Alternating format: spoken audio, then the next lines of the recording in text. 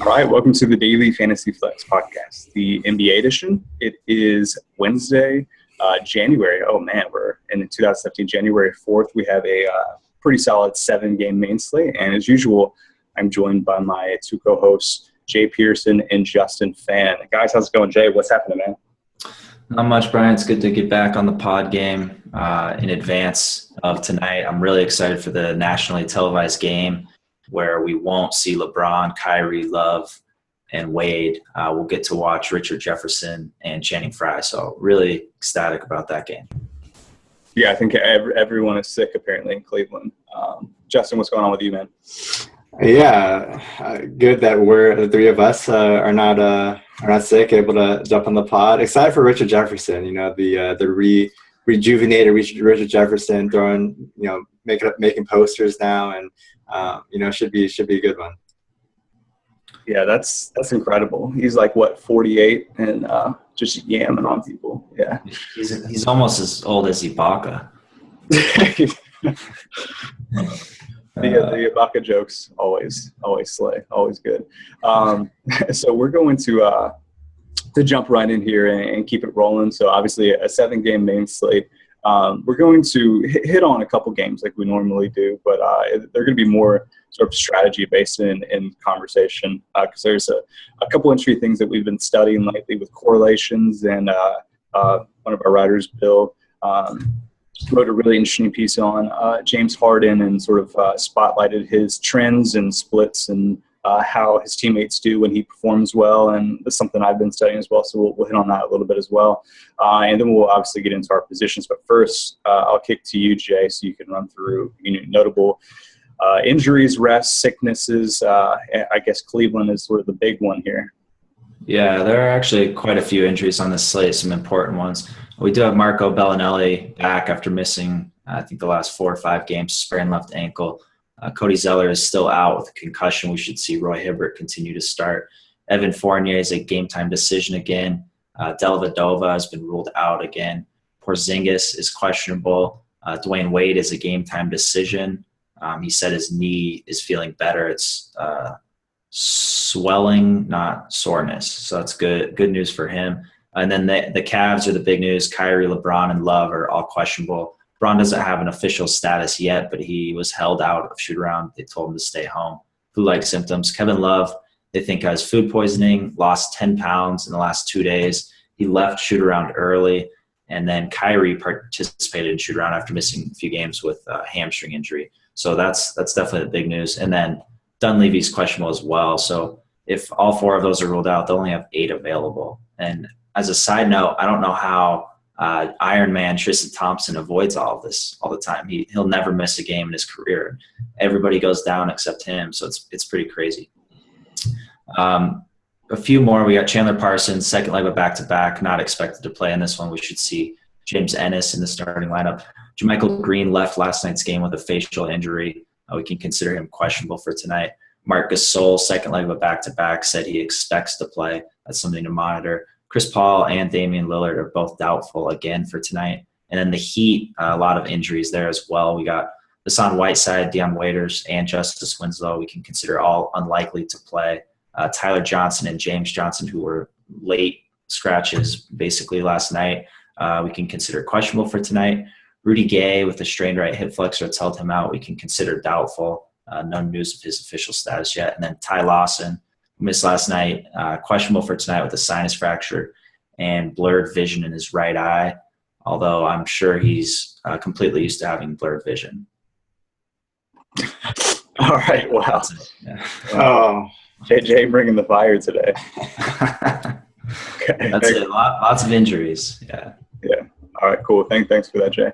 So going to just touch on a couple strategic points here I think that are interesting, like I mentioned before. The first one, and we can sort of tie this into talking about this game. The game that sort of stands out today is Warriors and Blazers in Golden State. It's the highest Vegas total, 223.5. and the Warriors are implied to score 119.75 points, which is just massively more than any other team. They are 16-point favorites, which it brings up something that we've discussed before, and I still get a lot of questions. It's like these potential blowout games. What do you do with them? And we even sent out a graphic from our main account on Twitter that showed that Kevin Durant has actually been very solid, very consistent in large spread games.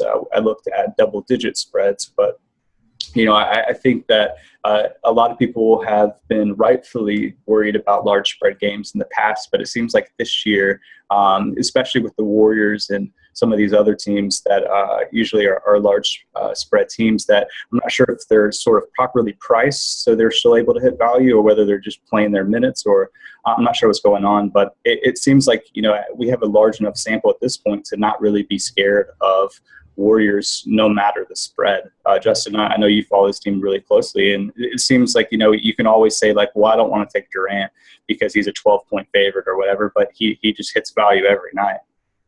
Well, so the thing is, if you run a trend of the games where the Warriors are 13-plus point favorites, we have 15 games of that sample this season. I think my biggest problem with rostering any of the big three, big four, especially Durant, Steph Curry, and Draymond, is that when you run this trend, these guys have 0% upside. And, given these spots where they're going to play, 28 to 32 minutes, most likely in these big spread games, they're going to hit value and, more likely than not, but they're not going to give you those big total games that compete with the upper echelon, the other studs on the slate, the Russell Westbrooks, the James Hardens, the DeMarcus Cousins, LeBron James. They're not going to be able to hang with those guys, in these situations where they're big favorites. So that's the biggest problem I have, because you have to compare them to their peers, because they're priced similarly to those guys. So Durant, in games where the Warriors are 13-plus point favorites, hits value 66% of the time, and he has a DK plus minus of plus 1.4.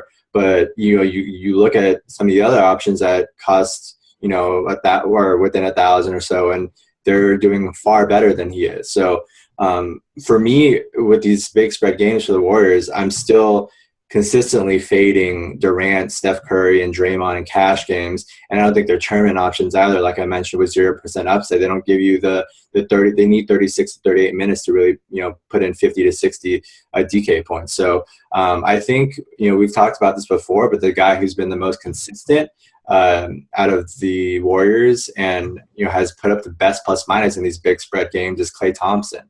In games where the Warriors are 13-plus point favorites, he's averaged 35.4 DK points with an 80% consistency. So that's the best plus minus, and that's the best consistency out of all the studs by a good margin. So I think if you're looking at him, I think you look at a weak shooting guard position on some nights, he's the guy that I'd be more willing to cash than anybody, if it's not looking too deep. But I think I haven't rostered any Warriors in a while in cash, and these big spread games are a major reason why.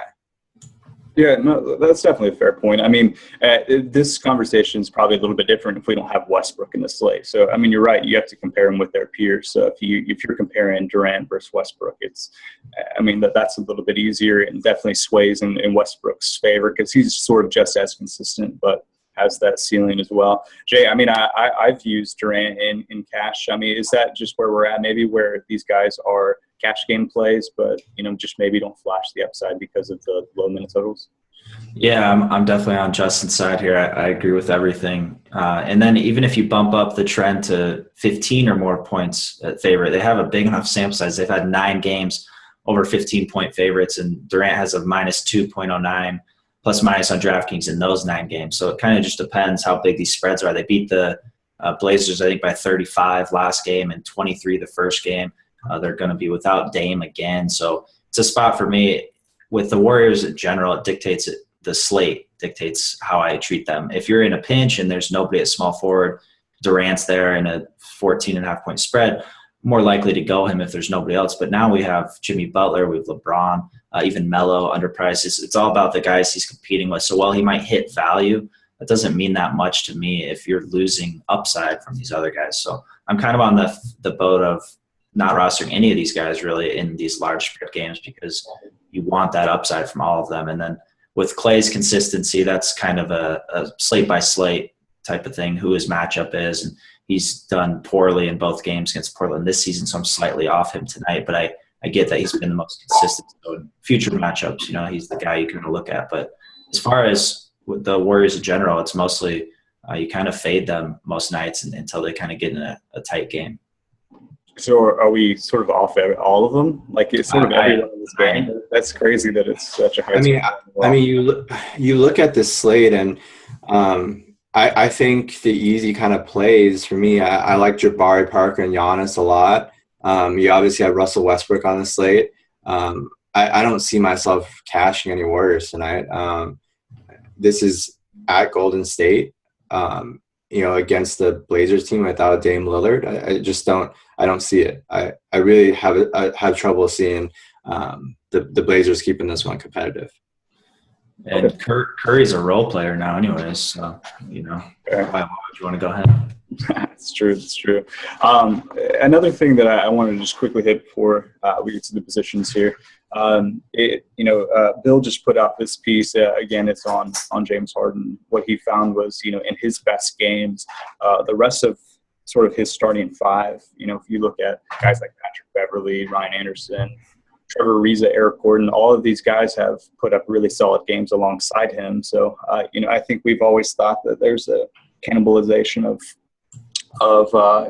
upside when it comes to a lot of these teammates, and that's something that has been sort of a heuristic over the last couple of years.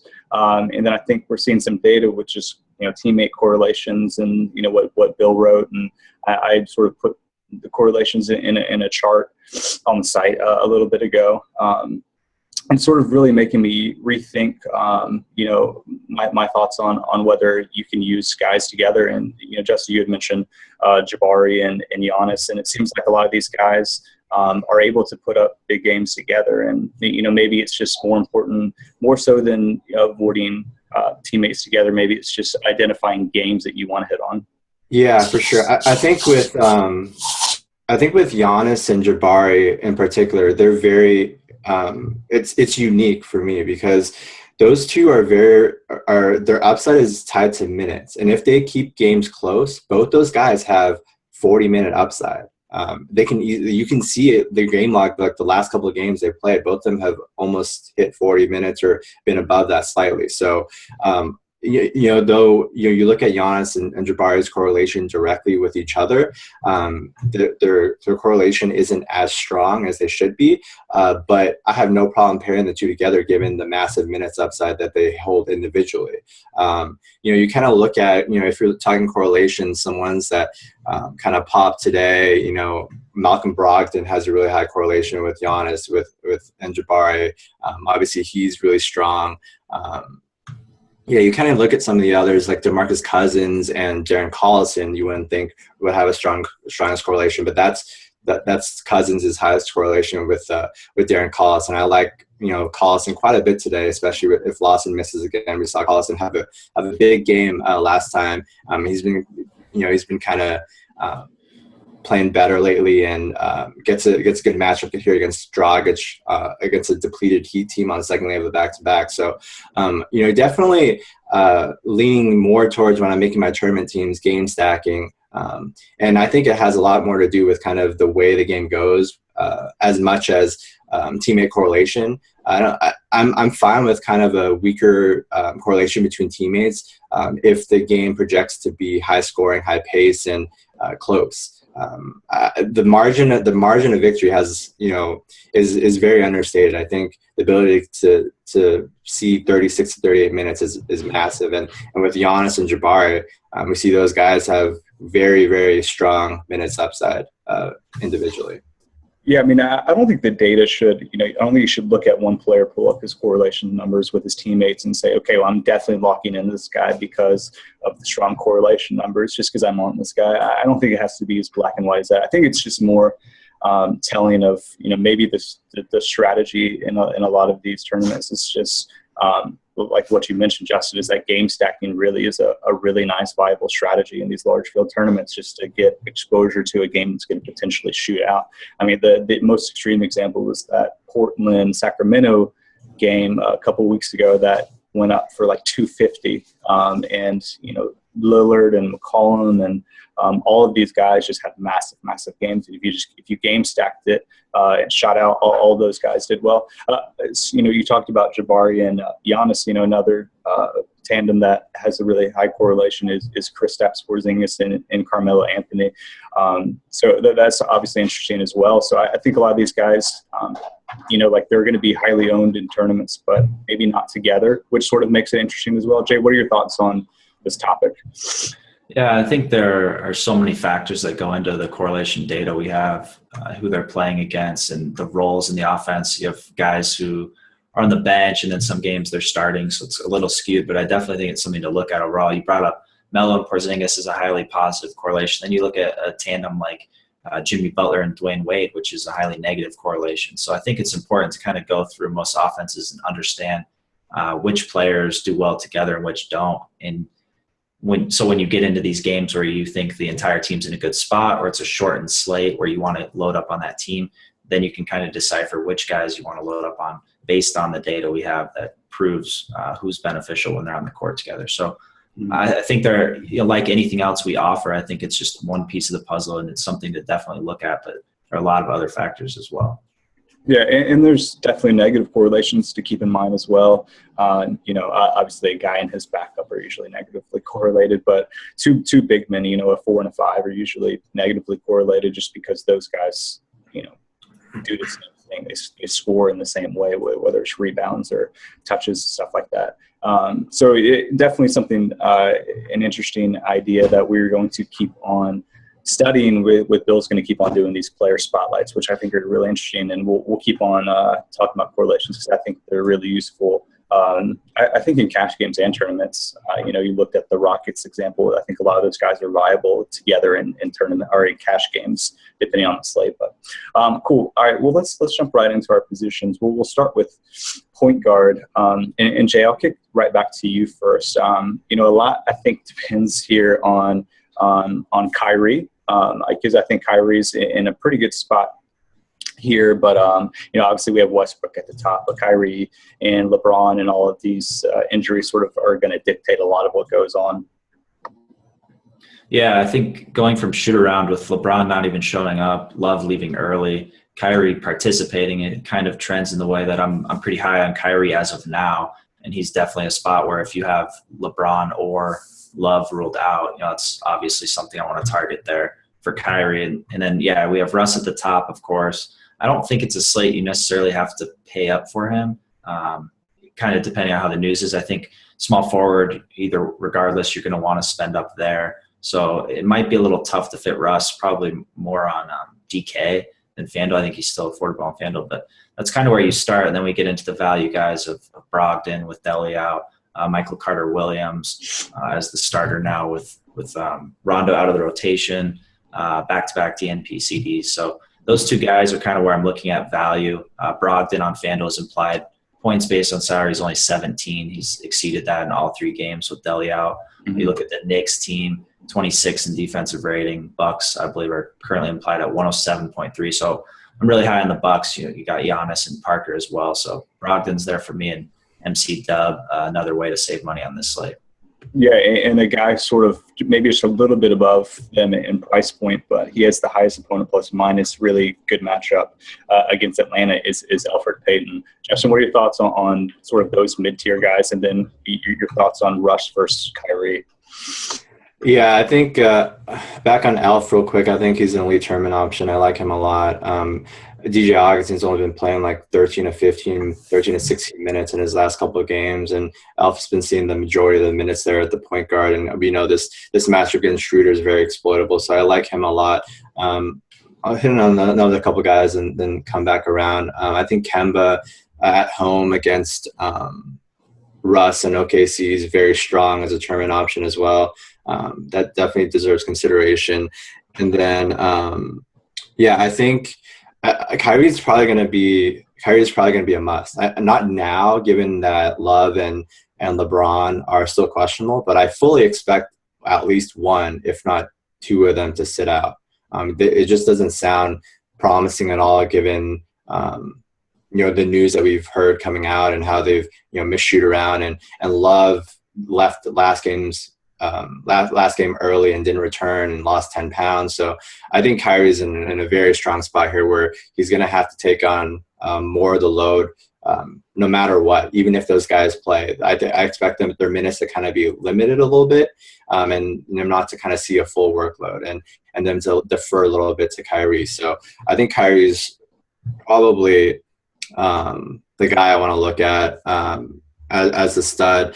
He's a lot better on DK. FanDuel is 8,600. DK, he's 7,800. So I think Kyrie's kind of the stud at point guard that I'm looking at. 7-8 compared to Westbrook at 12-6 is fairly easy if those other two guys are going to be out, right?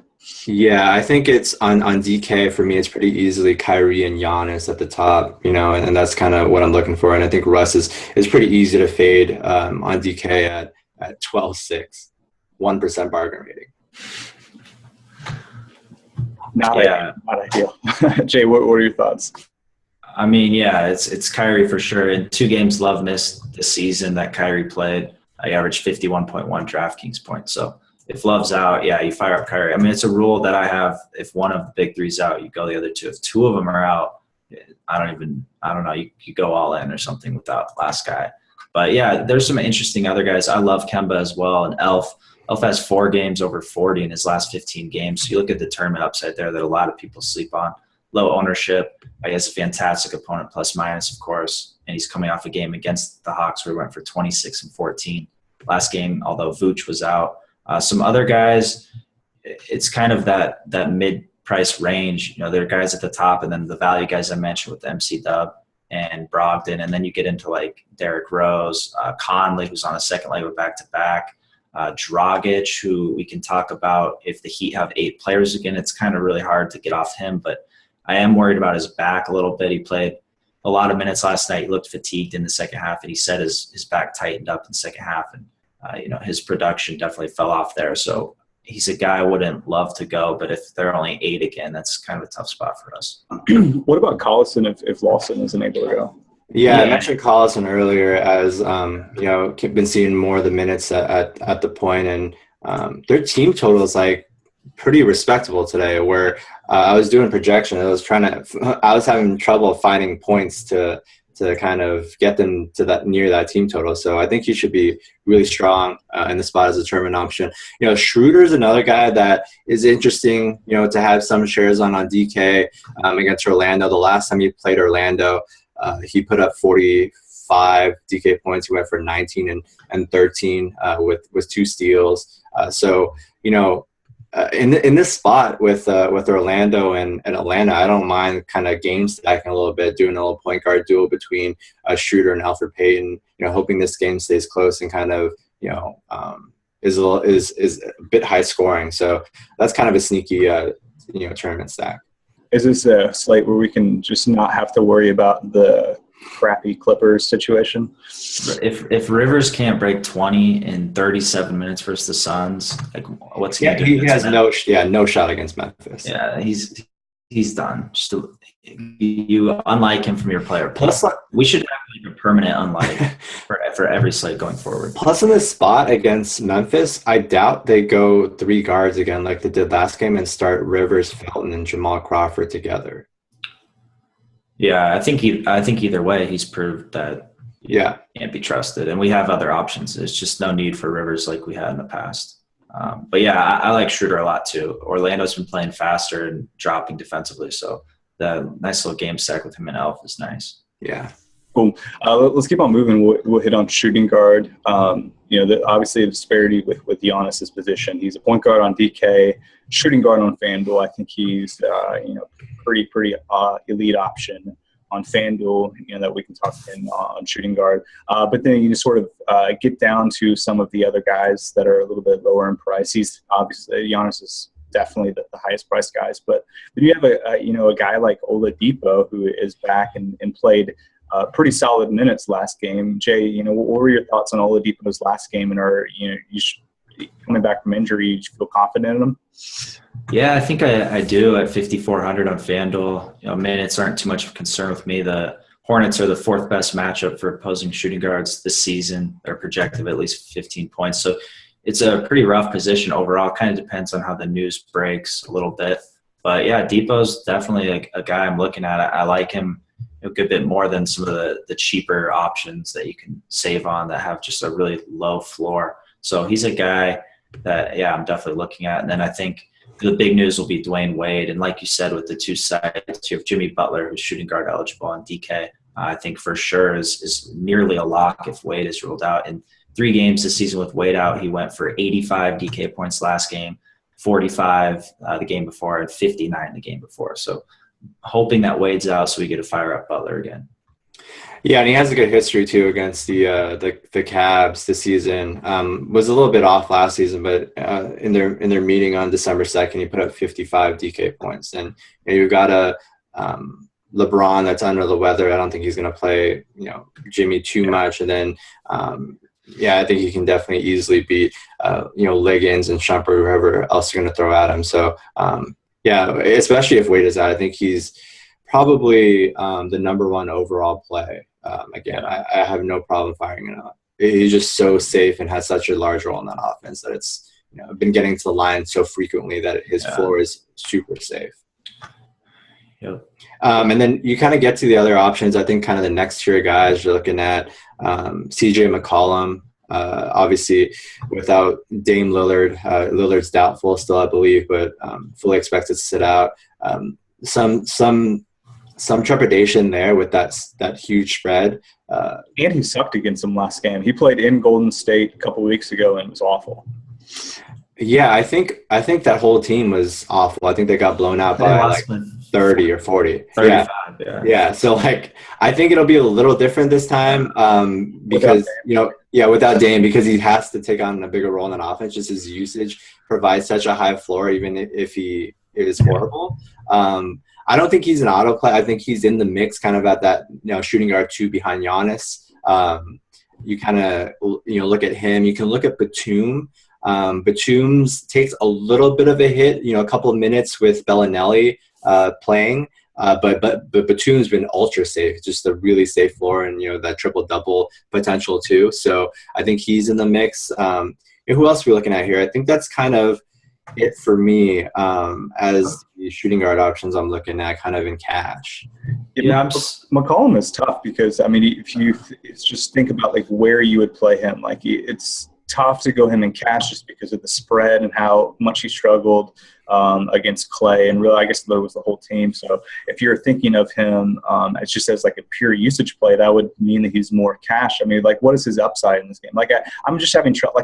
I think McCollum is interesting, but I'm having trouble figuring out whether I prefer what sort of context I prefer him in. He's a cash game play because I agree. I don't think the ceiling is there because I realistically don't expect this game to stay close at all. No, I don't either. Yeah. Because if you can't play a guy in a tournament who's going to play 32 minutes, when you can play other guys who have much bigger minutes upside at that similar price. So for me, you're talking about him versus Depot. I definitely prefer Depot at 2,600 less. I think McCollum's strong enough to really spend up on the slate. There are other places where I'd rather spend. For sure, and I think this game with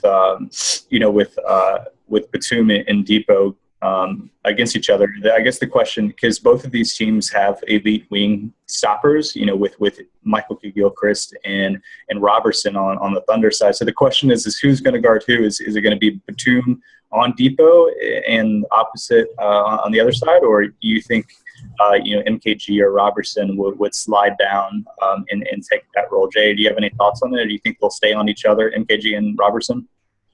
It wouldn't really make sense for them to stay on each other. It's kind of it's tough. Yeah, it's tough to predict. Yeah, so MKG hasn't slid down very much this year, which has been surprising. Yeah, and what's been really surprising is that you've seen so many shooting guards go off against Charlotte and just torching Batum, and MKG sits and guards a guy who's not a big factor in offense. So yeah, we've seen so many guys. I think they prefer MKG defense. Yeah, but for this slate in particular, it's kind of who are you settling with at shooting guard? Nobody really is a perfect play here, and I think it's very tough between Batum and who's the guy? McCollum, CJ. So yeah, 200 price difference on FanDuel. So that's tough. That's why I kind of like going down to Depot quite a bit there, and then hopefully you can afford Giannis. That's a guy I would like to as well. You spend up at small forward and get Giannis, you're pretty much ruling out Russ, of course, and then saving at your other spots as well. But on this slate, I think that's kind of the best route to go. There are plenty of spots to save at other positions. One more guy I guess I'm slightly interested in is Josh Richardson because of the minutes. If the Heat are again thin, I don't mind running it back. He had 16 field goal attempts last night. If Dragic is slightly slowed down by his back on the back-to-back, I'm fine with Richardson against the Kings. I think that I much prefer Richardson when Dragic is out and he's running the point because he has that assist upside. You take away, you put him on the wing again like he has been playing with Dragic back, and his upside is really capped. So I think it's fine. It's a volume play because he's just going to see a lot of minutes. And I prefer – he's only in the mix for me if Tyler Johnson's out again. And agree. I don't think I'm playing him or touching him if they're mostly healthy, even if Winslow's still out and Whiteside. I agree. I don't think you need to really go him anyways because Depot's cheaper, and I'd rather go him. But if all those guys are out, I think he's a fine kind of tournament pivot, I guess, because the shooting guard pool is just not that deep to me. Yeah, his minutes have been really nice, Josh Richardson. You kind of look at I'm looking at 3, 4, 5, 6, 7, 8, 9 straight games. He's played 33 minutes at least. It's incredibly solid. So when you look at the other guys' position, floor is even more of a premium. So he's definitely in the mix. So some from fringe tournament options, we have all these guys. If the Cavs only have 8 players available, we have 3 shooting guards for the Cavs. Really 4 if you include James Jones, but I don't know if he's but you have 3 shooting guards that are almost min price in Shumpert, DeAndre Liggins, and Jordan McRae. At least Shumpert and McRae have some history of doing well when some of these guys are out. Fringe tournament plays at min price. Are we interested in any of those at all? Not really. Shumpert's been very disappointing in some of these spots. I don't trust him at all. There have been spots before where 2 of these guys have been out and he's been a big disappointment. He just I don't think the minutes are necessarily secure. He's been seeing pretty decent minutes lately, but he has some minutes downside in some of these spots where he's just not playing, 30 plus when he absolutely should be. So Shumpert's just a tournament play for me. Even if a couple of these guys are out, and I'm not touching McRae too much. He's been pretty decent lately, but. He might be the more interesting one of the 2 in just terms of upside. I think McRae is at least worth a lineup out of 100. Oh, for sure. Yeah. Jay, what are your thoughts on these guys? McRae has done well with these guys out. It's really rough to think about. I think it would take all 3 of the big 3 to be out for me. Yeah, I don't know. Yeah, I don't want to have to go these guys. I think they're enough cheap-ish guys, maybe not min-price, but cheaper guys on the spectrum that we can go that have significantly more upside.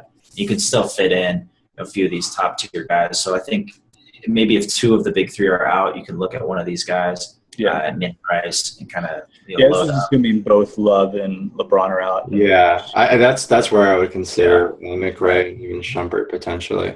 And then at that point, they would be cash options as well. Yeah. I think a risk though, if 2 of those 3 are out, is that blowout potential. I struggle to see. I think people just kind of equate that with big chunks of usage are out for the Cavs, but how are they going to stay competitive? The Bulls are decent enough. They should be able to easily beat this Cavs team if Kevin Love and LeBron are out. So. And this line has already moved quite a bit this morning, so definitely hinting at LeBron and those guys are going to be out. So, that is a good point. Let's move small forward. I think we like LeBron quite a bit if he's in, but that looks less and less optimistic here. So other than that, we had discussed Kevin Durant. On FanDuel, I think, especially if LeBron is out, Jimmy Butler becomes really, really nice, especially, in the Wade news as well. But, what are your thoughts on Melo, Jay? Yeah, I love Melo. I've been on Team Melo all the time when he's this underpriced on both sides. Milwaukee allows plus 5.1, plus minus on DraftKings to opposing small forwards, projected at least 15 points. That's the top team to face for small forwards this season. So Melo, for me, I think is in a great spot at a great price. So on both sides, he's a guy I'm definitely looking at small forward. And then you're kind of basing the other guy on how the Cavs news shakes out and how the Wade news shakes out for FanDuel. I'd obviously love to go Butler there if Wade is ruled out. Either way, I think you kind of want to spend up at small forward. If LeBron does play and Love's out, you have to go LeBron. If Kyrie's out, LeBron plays, you have to go him again. So yeah, and Jimmy's obviously great. Sort of independent, but yeah, definitely and then Melo as well. So Justin, your thoughts on them, and then like if we're dipping down, I mean, if Wade's going to be out, I mean, interested in any of these like fringy Chicago guys? Yeah, so I think it's pretty admirable that Jay is still Team Melo this deep in the season after all the crap that we've been through with him, the ejection, the injuries. He's probably the most frustrating player that I've rostered, that I've paid up for, just the volatility in general. But I totally agree with him. In this spot, I think he stands out as a very nice option. What are your thoughts on Melo if Porzingis actually comes back and plays in this one? That's definitely a usage difference, obviously, with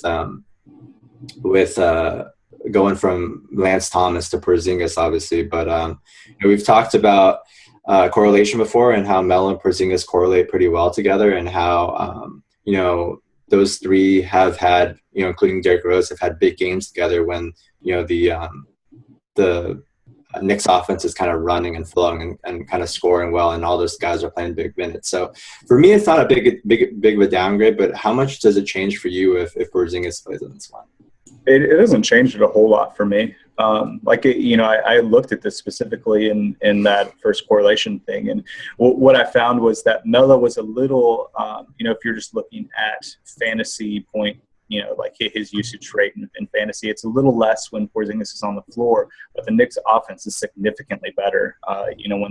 When Porzingis is playing, they jump up into, about a top 10 offense and are really good on that end. So Melo just becomes a much more efficient player. So I think it's pretty close to a wash. I get the usage hit, but I do think that the Knicks offense will play much better with Porzingis against Milwaukee. So I'm not concerned about it. I think they sort of cancel each other out, and Melo just remains a good play. Do you have any thoughts there, Jay?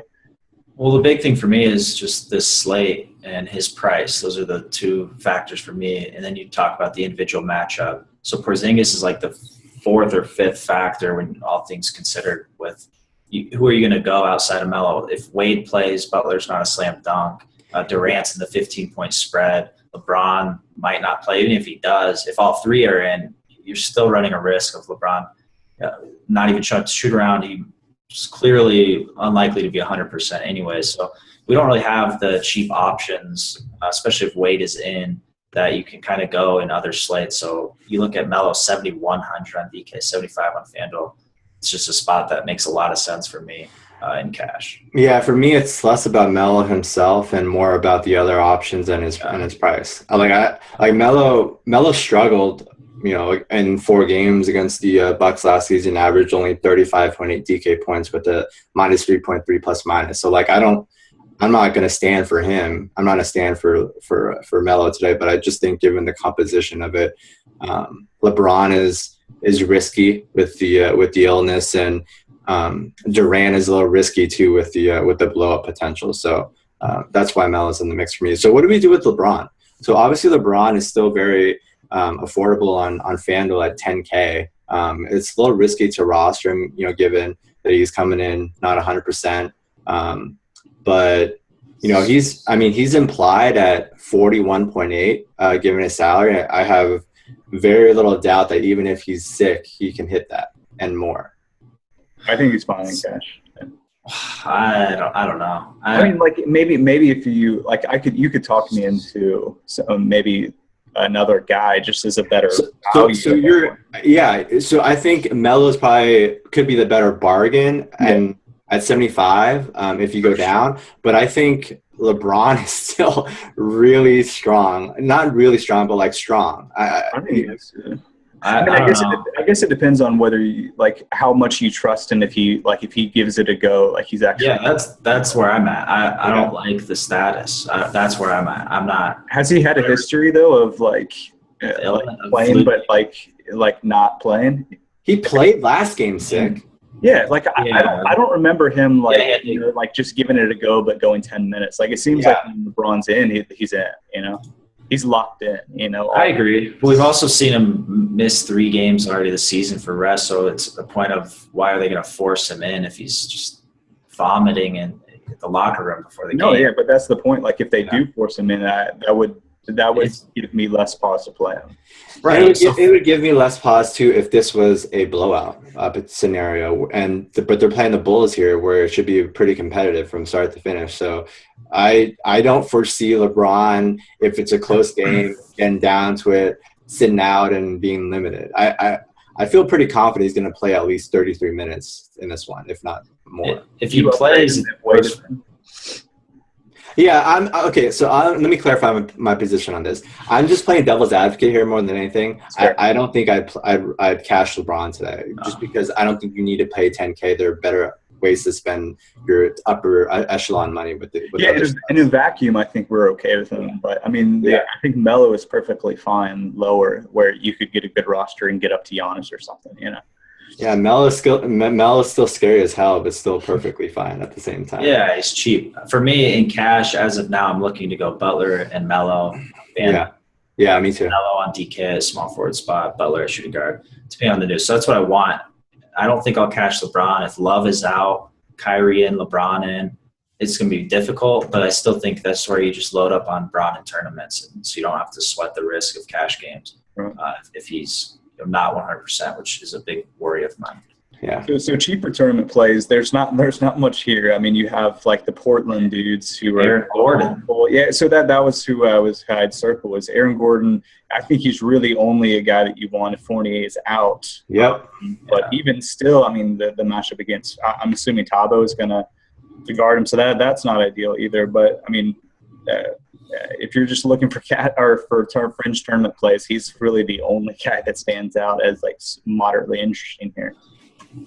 Yeah, I agree. He's similar to Elf. They kind of just both have these spots where they go off and have that 40-point upside, and then they get like 17, 18 the rest of the game. So I think you definitely want some tournament exposure, but neither Elf or Gordon can really be trusted in cash. But yeah, not a great small forward. It's absolutely brutal. Like I'm trying to go through and like make a case, just a case for anybody, and it's really hard. So super like I mean, yeah. I think Matt Barnes is really fringy. Matt Barnes is fringy because of Flawless playing a lot now, and they're I don't know. He just doesn't have that upside in the spot.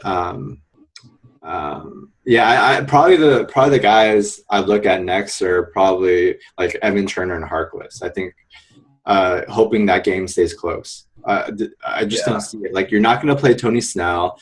McDermott is too scoring dependent.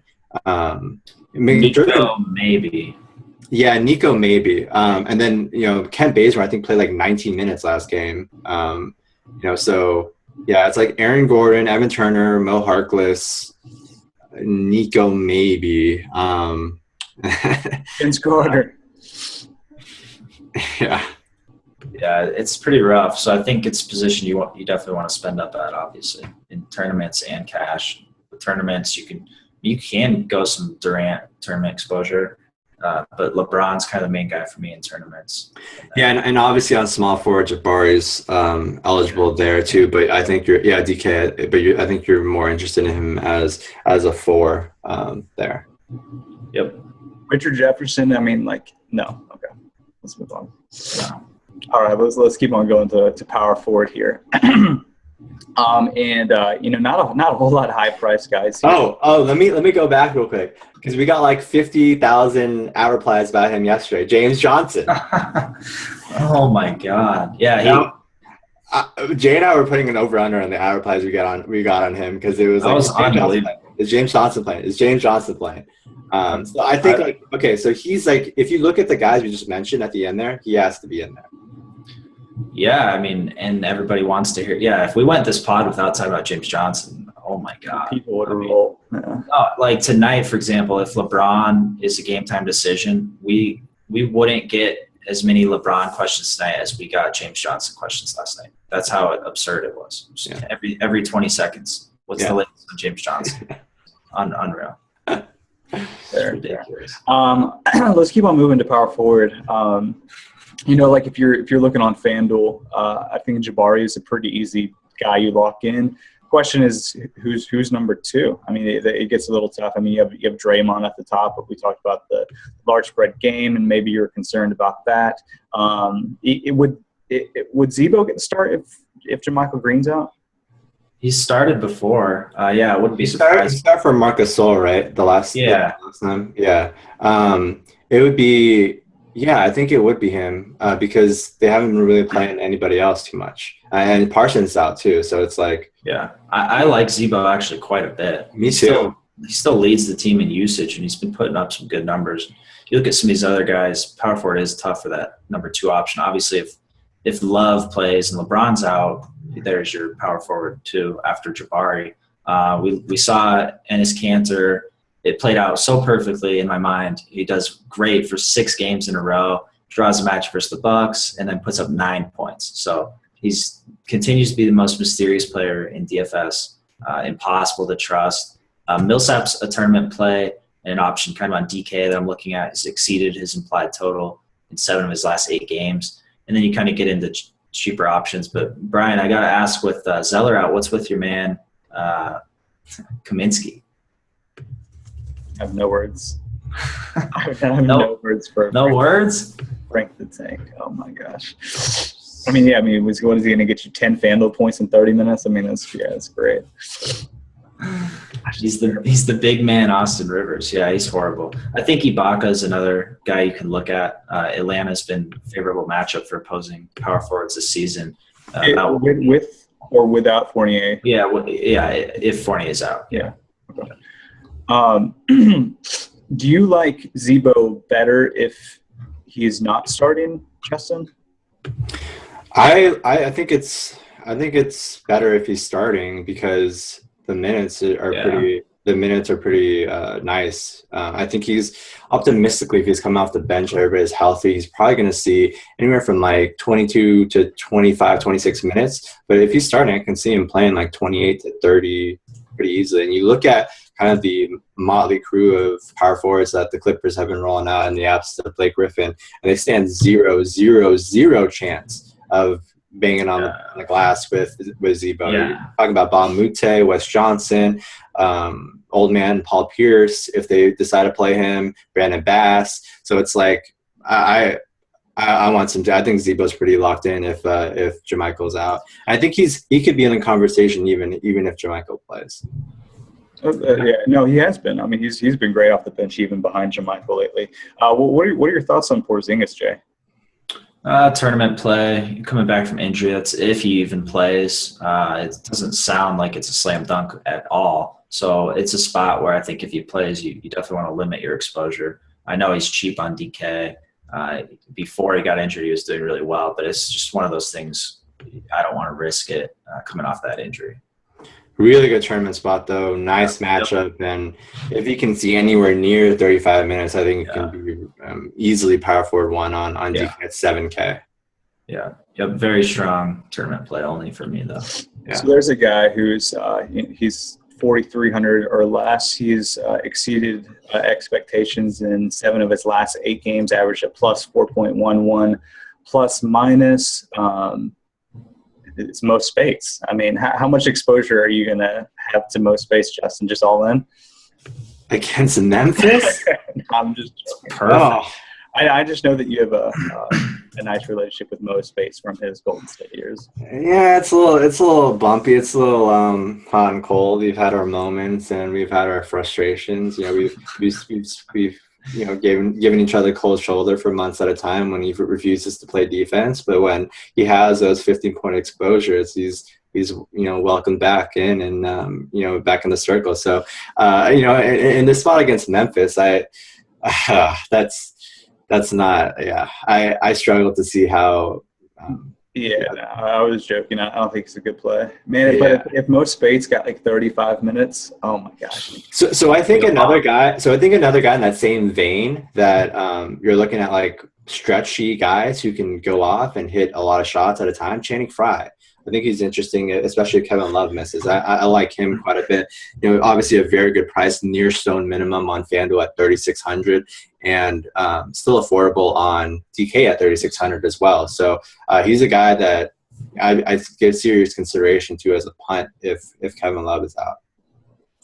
Yeah, I agree. I think Fry is a nice sleeper if Love's out too. After that, it's not great with value here, but I think you kind of have your cash guys you broke down. Then you got like Millsap or Porzingis, high upside tournament plays. So some of these next like level guys are just like boring guys from Portland and Charlotte. It's like I hate Charlotte. It's like Aminu, Harkless, Turner, Marvin Williams, Kaminsky, Spencer Hawes. It's like, oh my God, I don't want to play these guys. I mean, you could even throw other guys. Like, I mean, Taj is fairly boring. I guess he's a little interesting maybe against Cleveland. But Brandon Bass had that big game two games ago, and I've seen people talk about him. But, yeah, I mean, it's rough once you sort of get into the bargain bin here. Shout out James Johnson once again. James Johnson, right. Yeah, we'll definitely keep you posted on if he plays or not. Be all over that one. We'd have some users that would use James Johnson in every position if they could, which I would be. Save that money. Let's keep on moving. We'll finish up here with center. So here's the question: Is Willie Reed a better defender than Hassan Whiteside? That's the question for DeMarcus Cousins. Jay, what are your thoughts? I would probably lean that Willie Reed might be a better defender, but overall, just the lack of front court depth. We saw Tyson Chandler go off for 20 rebounds against them last night, so I'm not too worried about Boogie. Boogie was crushing pretty hard last night. Could kind of take it easy in the fourth quarter. Didn't see that. I think he finished with 34 minutes, so I'm not too worried about him there. But yeah, I think it's obviously a great spot for Boogie with the Heat really thin. Yeah, so I mean, what do you do with Willie Reed is the question. I think you fade Willie Reed. I think this is a spot where he gets in foul trouble pretty early on, which is why I like Boogie, because he's probably going to see a good amount, like Udonis has them, or like maybe hopefully he doesn't see James Johnson. Yeah, next catch is going to go. Yeah. I can see that. I can see that getting a little. Yeah, he might foul out. Yeah. James Johnson. Yeah, James Johnson's what their third string center right now, I think, right? Yeah. Boogie should eat. Yeah. The question is, are you going to afford him if you're going Giannis, Butler, Melo? Yeah, I mean, see, the thing is, like with Boogie, I don't think his ceiling for me is comparable to like Giannis and Jimmy. If Jimmy is without Wade, if Wade doesn't play, I'm locking in Jimmy no matter what. And then I like Giannis over Boogie just because Giannis can play 40 minutes, and we know his triple double upside with the steals and blocks as well. So Boogie's nice, he's solid. I don't think he's going to make my cash game team, but he's right on the precipice. He's definitely in the mix. Yeah, I mean, the problem is opportunity cost, right? So if the drop-off between Giannis, like if we're just talking DK where you can only do one, the drop-off between Giannis and like Depot is sort of comparable to the drop-off between like Cousins and like who would like down to Steven Adams. I mean, Vucevic. I mean, those guys. Dwight Howard, I guess. Yeah. Yeah, I mean, it'll be a little bit higher, but yeah. So I mean, so the question is, like roster construction. Who are you going to go if it's not Boogie? So I guess we can answer that question. So let's sort of start in that upper tier. Marcus Gasol, Dwight Howard, and even Draymond has center eligibility on DK. What are your thoughts on those guys, Jay? Yeah, I think center's pretty deep tonight, actually. There are a lot of guys I like. I think I am going to try to get Boogie in cash on FanDuel. I think it's doable, especially with some of these cheap guys. But yeah, I mean, you could start. I think Dwight for me is kind of more of a tournament play. On DK, I think it's close. He did go for 20 and 16 in this matchup last time. He's got that double bonus for DK that we want. Vucevic is another good guy who's underpriced on DK. Too cheap. He's been playing really well. And then you go down in price a little bit more. Steven Adams has been very, very consistent lately. With Zeller out, I think that's actually really good for him. Zeller's been very strong defensively this season, and Hibbert is a pretty big downgrade at this point in his career, just too stiff. And so I like Adams quite a bit in this spot. And then you go even cheaper to Greg Monroe, which is a realistic option for me finally. He's been a tournament option the last couple of weeks, but tonight I think he's in that cash game mix. You look at the Knicks, they've been getting killed by centers lately. In the last month, opposing centers have averaged 27.7 DK points against the Knicks. That's 2.5 more than any other team over that same time frame. So Monroe's in a spot. If he's going to continue to see a high uptick of minutes, then I'm going to jump on that. Yeah, and one thing that's interesting, I think people might look at a guy like Tristan Thompson if Love and LeBron is out, but history has shown. I mean, it's not like a huge sample over the last couple of years. But history has shown that Tristan really hasn't had that much of a bump. He's somewhat dependent on those guys to facilitate action for him. So I don't think he's sort of going to be the must play that people think he might be if those guys are out. Justin, what are your thoughts on those sort of upper guys, and then guys like Steven Adams? If you didn't go Boogie, where would you go? Yeah, I like a lot of the same guys that Jay mentioned. I think Gasol and Dwight are tournament options for me as well. I don't think I'm going to cash out of those guys, even though they're in pretty decent spots. I like Monroe quite a bit, in this spot against the Knicks. He's been seeing really, really nice minutes ahead of John Henson. So pretty strong option for me. And yeah, Adams is in there. Vooch is in there. Willie Reed, maybe you can have some shares, but I'm pretty confident he'll be in foul trouble, checking Boogie. But yeah, I think that's about it for me. I don't think I'm going to go too much deeper in the pool than that. What about some Spencer Hawes action? No, I think it's Stint, man, because I think he saw a lot of minutes last game and he still didn't crush. No, he didn't. No, and I expect Kaminsky to see some center minutes last game. I was pretty surprised that Hawes and Hibbert split the 48 at center last game. They played a lot more than I thought they would. I don't see that being the case again today. So Hawes is a guy in this spot, you're just he's just you're hitting a single. It's there's other guys out there that are just so much that offer kind of a similar floor, which is not saying Hawes has a floor at all, and then offer so much more upside too. So yeah, and Willie Reed's in his price range, and we just saw his ceiling, so it's kind of tough to go Hawes. Yeah. But have you guys mentioned Joakim? He's been nice. His minutes lately. I worry about if that's just the Porzingis thing though. He's smashed lately without Porzingis, and with Porzingis back in the mix, I worry about his downside. His minutes kind of coming back closer to 24 or 25 rather than he's been playing 30 in some of his games lately, which has been pretty insane. I mean, this is a good spot for him against Milwaukee. This front court is pretty weak. So, some shares is fine, but I think there's some other options out there that I just like better. Definitely fair. I think that should be about it. Any last thoughts on the slate, fellas? Just keep checking for James Johnson news, and then you can mess around with some Cleveland news, LeBron, guys like that. Right. Yeah. James Johnson needs to get center eligibility. Let's make that happen. Yeah. He could start the second half of center. I mean, you never know. It might even be probable at this point. Cool. Well, everyone, thank you for listening as always. Obviously being on Wednesday instead of Monday this week, thanks for being flexible with us. We'll definitely do these as much as we can. If you have any questions, as always, please tweet at us. But good luck tonight, and we'll talk to you guys later. Thanks, guys. Good luck, guys.